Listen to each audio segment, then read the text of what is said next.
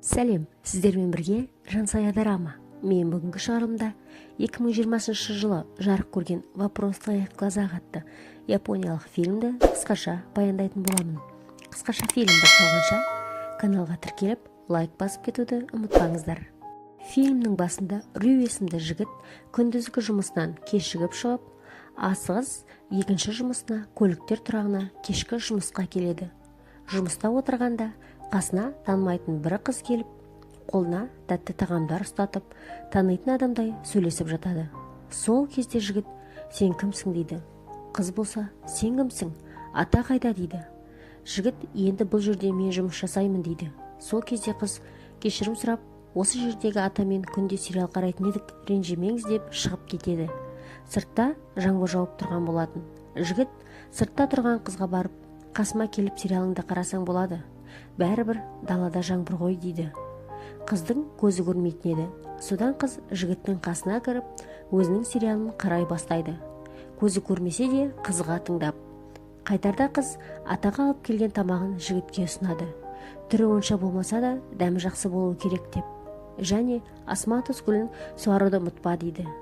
Жігіт қыздың ұсынған тамағын қабыл алып, оны сүйсініп жеп алады. Және де қыз айтқандай гүлді суаруды да ұмытпайды.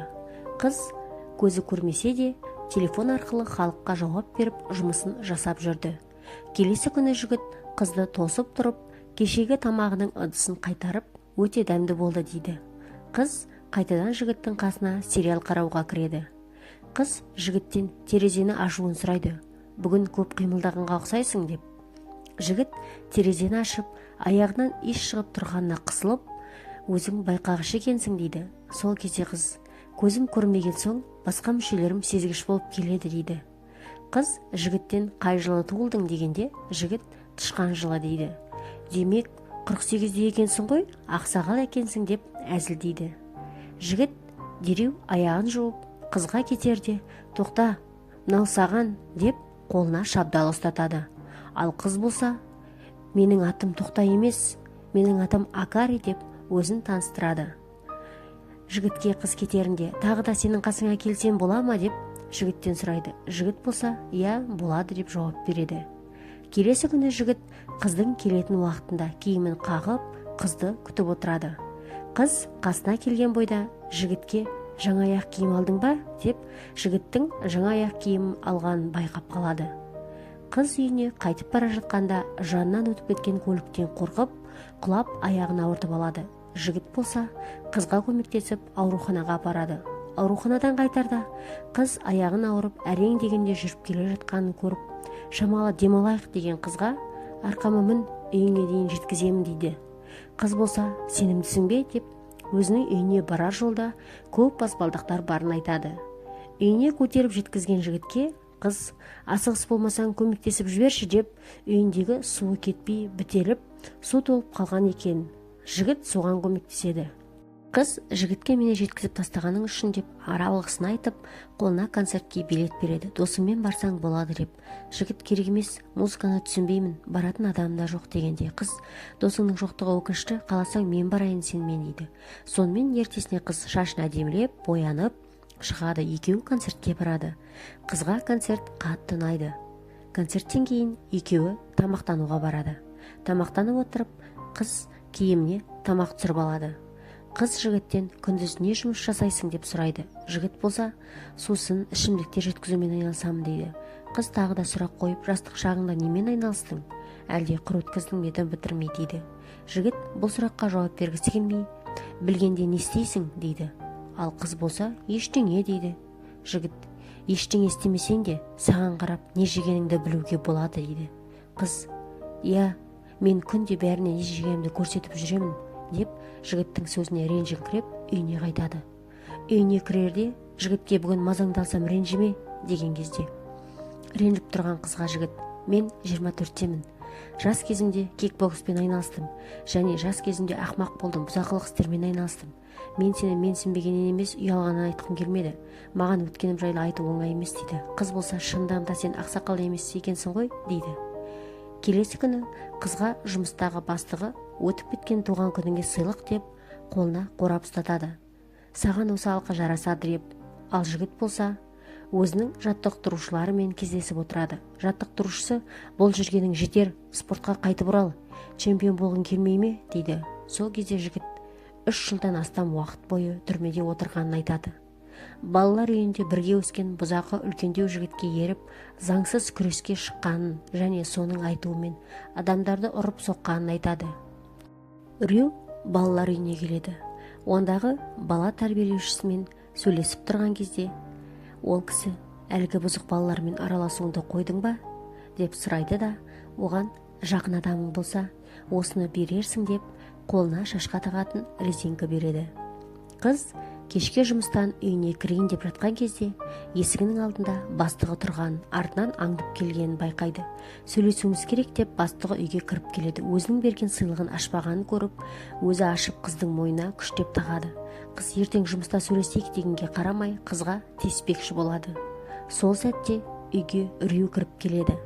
Қызды құтқарып қалады. Әлгі бастық сымағын ұрып, енді осы үйге келгеніңді көрейін, өлтіремін деп қорқытып жібереді. Ал қыз болса жігітке жылап: сен не істедің? Егер мені жұмыстан шығарса, сен жауап бересің бе дейді. Жігіт: иә, жауап берем, өзім қамқор боламын саған дейді. Содан жігіт үйден шығып кетеді. Ертесіне жұмыста қызды уайымдап отырады. Жұмысына бір кезде қыз келіп: кеше маған өзім жауап берем деген едің ғой, қолың бос болса серуендеп келейікші дейді. Қыз жұмыстан шығып кеткен екен. Содан қыз бен жігіт екеуі жағалауға келіп көңіл көтереді. Уақыттарын қызықты өткізеді және жағалаудан майда шыны тас тауып, осы шыны екеумізді табыстыратын тұмардай болсын деп қол ұстасады. Жігіт қайтадан спортты қолға алып, тұрақты түрде айналысып жүреді және спортпен қатар жұмысында қатар алып жүреді. Келесі бір күні жігіт қыздың үйіне келіп, кішкентай күшік сыйға береді. Саған серік болады, өскеннен кейін саған жол көрсетеді дейді. Қыз жігіттің сыйлығына қатты қуанып қалады. Екеуі бір-біріне деген сезімдерін түсініп, екеуі бірге тұра бастайды. Жігіт қызға ыңғайлы болсын деп үйдегі үстелдердің шетін дөңгелек етіп, табалдырықты алып тастайды және бөлмесіне жарық түсетіндей үлкен терезе ауыстырады. Қыз болса жігіттің бейнесін қолымен ұстап жаттап алғысы келді. Жігітті алақанмен танығысы келді. Жігіт қайтадан спортты қолға алып жаттығып жүрді. Қыз бен жігіттің арасындағы махаббат ұлғая түсті.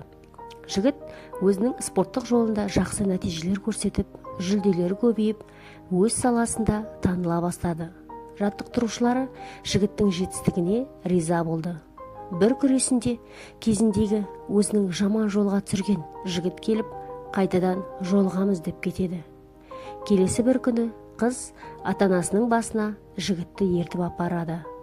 Осыдан 4 жыл бұрын ата-анаммен бірге көлікте келе жатып, ғимараттан отқа жалындаған адамды көріп, сол кезде жол апатына ұшырадық. Сол апаттан ата-анамнан және көз жанарымнан айырылдым дейді. Осыны естігеннен кейін жігіт өзін қатты кінәлайды қыздың көзі көрмейтініне. Сол жанып құлаған адамды жігіт итермелеген екен сол нәрсеге. Жігіт кешке үйіне келгенде үйде шашылып жатқан тамақ қалдықтарын көріп, қызға бірдеңе болғанын түсініп, бірден ауруханаға барады. Барса, қыз тамақ дайындап жатып, құлап қабырғасына жарақат алған екен. Сол кезде жігіт дәрігерлерден қызға ота жасау керек, егер де қазіргі уақытта жасамаса, артынан кеш болатынын естиді. Қыз жалпы шамалап көзі көреді екен, бейнелерді толық көрмесе де, жарық пен қараңғыны ажырататындай көреді екен. Бір айда ота жасалмаса, мүлдем көрмей қалады екен. Осыны естігеннен кейін жігіт қызға сенің көзіңе ота жасау керек дейді. Қыз болса керек емес, оған көп ақша керек деп көнгісі келмеген кезде жігіт ақшаны уайымдама, мен табамын, болашақ балаларыңды көргің келмей ме деп қызды отаға көндіреді.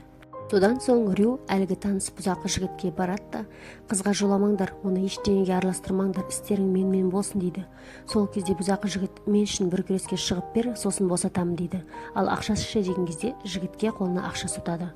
Қыздың ота жасайтын күні келеді. Сол кезде қыз мен біздің болашақ балаларымызды және сені көргім келеді дейді. Жігіт күреске кетерде артына ештеңе қалдырмау үшін барлығын жинап, өртеп, жойып жібереді. Күреске келеді. Қарсыласы оңай алынатын адам емес екен. екеуінің арасындағы күрес оңайға соқпайын деп тұр. Бастапқы уақытта жеңіліп жатады, бірақ әрең дегенде өзінің тапқырлығымен жеңіске жетеді. Ал мына жақта қыздың отасы сәтті өтіп, өзінің көзінің көретініне сене алмай таң қалып қуанып отырады. Жігіт өзінің күресін аяқтап келе жатқан кезде белгісіз көлікпен бір адамдар соғып кетіп, оған қоса денесіне пышақ соғып кетеді. Ал қыз болса жігітті ұзақ күтеді. Жігіттің бетінің мүсінін өзінің қолымен есінде қалғаны бойынша жасамақ болады. Арада 2 жыл өтеді. Қыз өзі мүсінмен айналысып, өзінің шеберханасын ашады және ауруханадағы емделушілерге массаж жасап көмектесіп жүреді. Бірде қыз емделуші атаға массаж жасап жатқанда ауруханада қасында Рю жатыр екен. Жігіт қызды бірден таниды, ал қыз болса жігітті танымайды. Сіз жаңадан түстіңіз бе? Мойымаңыз, жазылып кетесіз. Қазір мен сізге массаж жасап беремін деп жігітке массаж жасай бастайды. Бір күні көшеде келе жатып, жігіт құлап қалады. Жігітке қыз тұруға көмектесіп жатып, там қалады. Біз ауруханада жолықтық емес пе? Сізге көмек керек пе? Бәрі дұрыс па? Дейді. Ал жігіт болса жай ғана басын шайқап көмек керек емес екенін түсіндіріп кетіп қалады. Қыз өзінің шеберханасына келіп, сол кезде қыз дүкенге таяқпен жүрген жігіт кірді ме деп сұрап, барлығын түсінеді де жүгіріп шығып жігітті іздеуге шығады. Көшені ары-бері аралап, жігітті таба алмайды. Жігіт кезіндегі қыз екеуі келген өзеннің жағасына келеді. Рю деп дауыстап айқайлайды.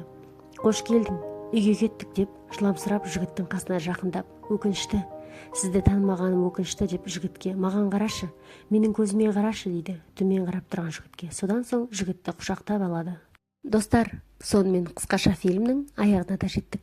Егер де сіздерге бүгінгі видео ұнаған болса, каналға қолдау білдіріп, тіркеліп кетіңіздер. Және де лайк басып, комментарий қалдыруды ұмытпаңыздар.